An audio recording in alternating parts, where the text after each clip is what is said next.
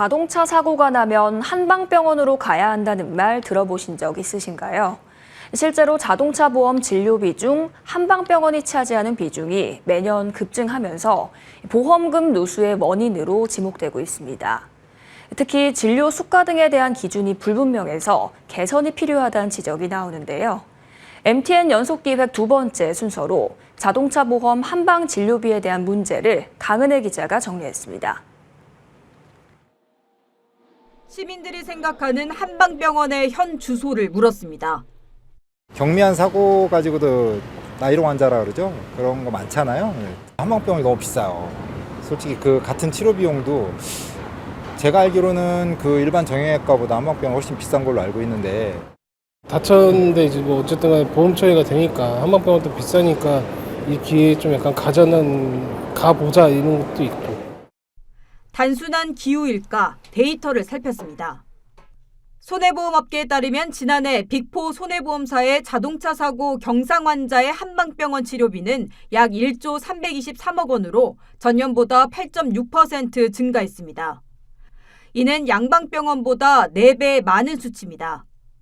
특히 한방병원의 1인당 치료비는 100만 원을 넘어 양방의 3배 이상 수준으로 나타났습니다.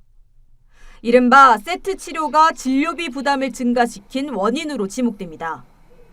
침뜸 그리고 부항 뭐 등등등 해서 한꺼번에 하는 그런 경증 치료에 들어가는 비용이 과다해지다 보니까 전체 퍼센테이지에서 그 한방 진료비가 오히려 역전하는 현상이 지금 계속 일어나고 점점 늘어나고 있거든요. 비싼 치료비에도 보험 처리가 된다는 생각 때문일까? 경상 환자의 한방병원 쏠림은 더 뚜렷해졌는데 지난해 101만 명이 한방병원을 찾았습니다. 반대로 양방병원을 찾는 경상 환자는 매년 감소하고 있습니다.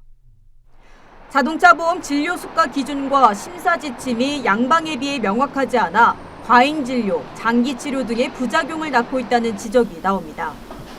특히 같은 한의계라도 한의원이냐 한방병원이냐에 따라 진료비 차이도 큽니다. 같은 진단명의 경상 환자가 한의원에선 진료비가 39,000원이지만 한방병원에선 각종 치료와 처약이 추가돼 22만 원으로 불어납니다. 자동차 보험 진료 수가 심사 및 조정은 국토교통부로부터 위탁받은 건강보험 심사평가원이 담당하고 있습니다. 하지만 2013년 심평원 위탁 이후 한방 진료비 비중은 급증했습니다. 커지는 보험금 누수를 막기 위해선 심평원의 세부적인 심사 기준 개정이 필요하다는 지적이 나오는 이유입니다. 지금같이 이제 그 심사가 그 진료 건수, 건별로 이루어지는 게 아니라 환자 단위로 그 환자가 사고가 발생하고 나서 치료가 종료될 때까지 하루에 병원을 어떻게 갔는지 2주일 동안 만약에 치료를 받았다 했을 때 A라는 처치를 몇 번을 받았는지 그런 것들을 이제 종합적으로 검토를 해야죠. 해외의 경우 세트 청구 억제를 위해 침술, 한약 등에 대한 치료비 상한과 횟수 제한 등의 장치가 존재합니다.